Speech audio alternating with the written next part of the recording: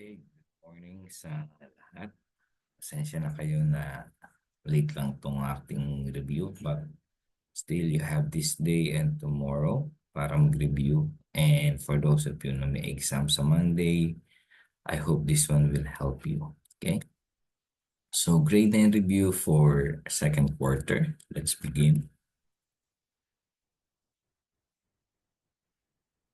Okay, when one quantity increases, the other quantity increases at the same rate. Similarly, when one quantity decreases, the other quantity decreases as well. So what type of variation explain the statement? So this is our first topic in the second quarter, the variation. And I know, napakadali lang naman to. This is what we call the direct variation. Okay? Next one, the volume of food in a tree varies directly as the height and the square of the girth. What type of variation describe the statement? So ito, kung i-analyze natin, madali yun, directly as height and the square. So meaning this is our joint variation.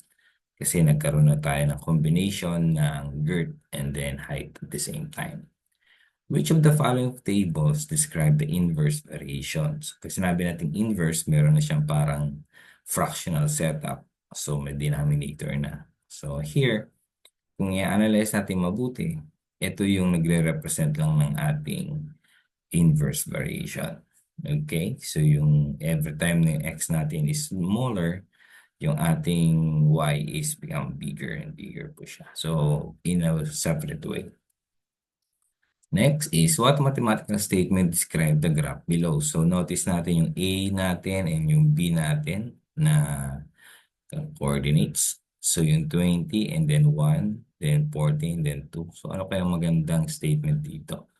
So ito yung mathematical statement. Is it A is equal to 20 multiplied by B? Is it A is equal to B divided by 20? It is B is equal to 20 multiplied by A, or is it B is equal to 20 divided by B? So dito, napakasimple lang naman kung i-analyze natin. Every time we put 1 on B, the response is 20. So meaning, ang tamang sagot dito is this one. Okay, next up. Which type of variation describe the statement X inversely proportionally to Y? So proportionally daw. So this is inverse variation. Okay, kasi in the word inversely ang ating clue dito. Next, the weight of the rectangular black metal M bar is jointly as the length L, width, and thickness. What type of described statement is this? So meaning nagkaroon ng jointly, nagkaroon ng direct, kung ano siya. So meaning this is joint variation. Okay, next. To simplify the expression 5m raised to the power of 5th, 2m raised to the power of 2 into 10m raised to the power of 7. What law of exponent is applied? So this is actually the product rule. Kasi nagkaroon tayo ng multiplication ng whole number at the same time the adding of the exponents at the uppermost. Next, which of the following rules exponent is applied when simplifying? So dito, notice natin yung ating 4 is being multiplied sa 3 and then 7 as serve as exponent. So meaning this is power rule. Okay, tandaan niyo yan. Next, which of the following is the correct illustration of rational exponent? So rational exponent natin, from exponential, naging radical ang setup natin dito. So pag sinabi mo rational exponent, meaning na ang tamang sagot natin dyan ay itong part na to. That is rational exponent. Kasi fraction tayo, then naging radical sign. Next up, which of the following is the correct mathematical expression of the phrase the product of a cube of x and the square y raised to the exponent of 1/2? Okay, product of cube x and square of y raised to the exponent of 1/2. So dito ang daming mga given. Pero maging ano lang tayo, parang sinabi natin cube dapat raised to the power of 3. Pag square raised to the power of 2. So obviously, ito ang tamang sagot. Which of the following expression is equivalent to the cube root of x squared on y? Okay, x squared and y, but this time is a cube root. Okay, expression lang naman ang hinahanap natin dito. So kung yung first part, hindi na consider natin yan. Second part, also hindi. The third part, also hindi. But the last part is the correct answer out of this. Okay. What is the radical form of AB raised to the power of 3/5? Okay, AB. So dito maraming sumasablay talaga. Basta tatandaan ninyo, this giving statement, walang parenthesis, okay? Walang open and close parenthesis. Ang 8, hindi siya kasama. So, ang tamang sagot natin dyan ay ito. 8 fifth root of b cubed. Next. Which of the following laws of radicals is applied? So, ito we are dealing with laws. So, you notice this is actually a division. Pero anong law kaya ito? So, ito bang law na to? NA, first part, the second, the third, or the fourth. So, you notice, nagkaroon tayo ng fractional setup, rational setup. So, meaning, kung ano lang yung may rational, dun tayo. Okay? Ganyan lang kasimple po yan. Next. In the fifth root of fourth root of 25, what law radicals can be applied? So, law na naman tayo. So dito, kung i-analyze natin, yung radical, ang radical A is still a radical.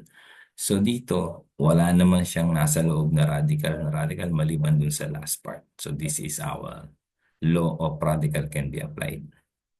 What do you call the process of multiplying radical by another radical to get a rational number? It is rationalizing the radicals. Okay, huwag po natin kalimutan yan. Next, between which two consecutive integers the square root of 165 lies? So, kung exponent ng 165, di ba pag 12 times 12 is 144. So, ang 313 natin is 169. So, meaning dun siyang lie sa 12 and 13. Okay, lie means dun matatagpuan itong radical na 165. Okay? Next, when indices radicals are different like cube root of 2 and the square root of 5. So anong ginagawa natin yan? The first step to simplify the radicals is ano ba? Transform, change, simplify, or rationalize. Okay, the correct answer here is transform. Okay, we need to transform kasi magkaiba sila ng radical. Okay, next. Which of the following is rationalizing the factor to simplify the expression? Okay, paano natin mara-rationalize yung factor natin dito? In rationalizing, we are dealing only on the denominator. Okay? So, ano ba ang dapat natin idagdag dyan para matanggal yung ating denominator na 3x squared? So, ang tamang sagot dyan ay ito. Cube root of 9x para maging matanggal talaga sila sa pagkaka-cube root. Okay? Next. When can we add and subtract radical expression? Ito po, ulit-ulit kong binabanggit sa inyo ito. Okay, we're the same radical, denominator, dissimilar radicals, or similar radicals. Tamang sagot dyan is when they are with the same radicals. Okay po. Ganyan lang kasimple yan. Next, what radical should be used to rationalize the expression? Okay, rationalize daw the expression. Dapat. So obviously, kung titingnan natin, parang naulit lang to. The correct answer here is this, the cube root of 9, para ma-rationalize siya. Next, how will you simplify expression with the binomial radical in the denominator? So, paano daw? Yung radical, binomial ha? So meaning this is, hanapin nyo lang yung salitang conjugate. Yan ang tamang sagot. Okay. What is the first step in finding the value of the given equation? Square root of x plus 2 is equal to 4. Okay. Ang tamang sagot dito is square both of the equation. Okay. Yan po ang tamang sagot. What is the mathematical equation of the statement? The square root of the difference of 4 times a number and 3 is 14. So, the square root of the difference of 4 times a number and 3. So, meaning difference minus yan. So, the correct answer here is this one. Next, given the equation square root of x minus 2 is equal to 7, what will be the restriction of the value of x? So, ano the restriction? So, syempre, equate mo lang yan. Ang tamang sagot natin yan ay ito. X should be less than 2. Next. If x bar is directly as y inversely as z, and x is equal to 10 and y is equal to 5 and z, for what value of x will z is equal to 8 and y is equal to 4? So dito nakita natin x bar is directly. So yung x na sa labas. So kumpitin nyo lang to. This is inversely. Napakadali lang. But the correct answer for this is 3. Okay. Next, which among the terms will have the simplified result as x to the 12 and 4z to the 4th? Sabi dito, the same result. So, ano dito yung mukhang magsisame lang na result. Obviously, the correct answer is yung parehong may negative talaga is this one. The same result dun sa x to the 12 over 4z to the 4th. Which of the following is the result after simplifying? So, sinimplify na to. Yung 16 divided sa 4, yung m, 15 minus sa 7, and 9 minus sa 2. So, ito yun. So, ang correct answer dito, no other than this one. 4m raised to the power of 8 and raised to the power of 7. What is the simplified form of negative 16 no 1/4? So dito, pag sinimplified mo yan, hindi kasama si negative dun sa 1/4. Take note hindi kasama si negative sa 1/4. Pero si 16 kasama. So meaning the correct answer for this is negative 2. Which of the following expression is equivalent to nth root of a over b? So ano dong... So parang hinati lang naman natin yung a over b. So obviously this is this one. The nth root of a over the nth root of b. Which of the following equation is correct? Ano ba yung correct? So, kung i-analyze mo yan mabuti, ang pinakatamang sagot dyan ay ito. Okay? Take note What is the simplest form? Okay. Dito nagkaroon tayo ng product rule, but the product rule here is being in a rational form. So, multiply nyo lang numerator, and then, divide, denominator, multiply by denominator lang to. So, the correct answer for this is this one. Okay. Next, which of the following expression is true in the simplest form? So, simplest na daw na form. So, para sa akin, the correct answer is itong last part. Okay. Take note of that.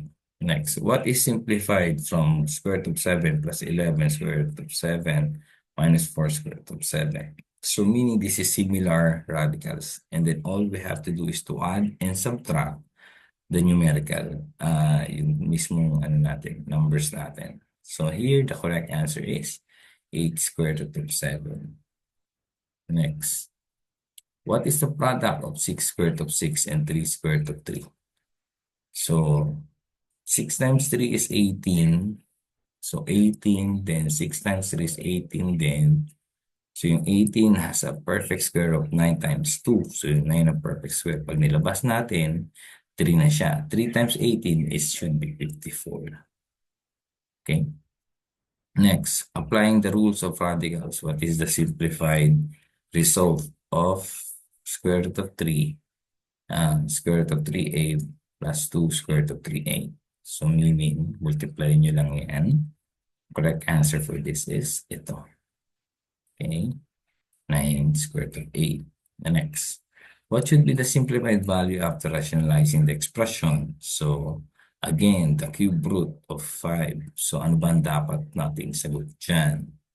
The correct answer for this is itong part na to. 5, the cube root of 25. Okay. Next tayo. What is the result when you rationalize the denominator of 1 over square root of 5 plus square root of 3? So, kung i-analyze natin, the conjugate of square root of 5 plus square root of 3 is square root of 5 minus square root of 3. So, lahat ng square root of 5 minus square root of 3 is the possible answer. But the true answer for this is this one. Okay, next. Dina wants to find the radius of spherical tanks given surface area 4 pi r squared. Which of the following is the best formula she can derive to find the radius? So, derive daw tayo. So, ano ba ang tamang sagot dito? So, kung i-analyze mo to, ibababa mo lang yung 4 square root of 4 pi and then squared mo na siya. So, pag in-squared mo na siya, kailangan wala po tayong tinatawag na radical sign sa baba. So, the correct answer for this is this one. Okay. What is the radius of basketball when its surface area is 4 pi inches squared? Hint, yung ating surface area na 4 pi r squared. So, still the same. We are only looking for the surface area. So, transpose mo lang yung r natin na 144 pi inches squared. So, the correct answer for this is 6 inches. Okay, so I hope this lesson review helps you a lot. Madali lang naman siya. Basta all you have to do is to be sure na lang sa mga ginagawa natin dito. So I hope nakatulong ito and see you on the next.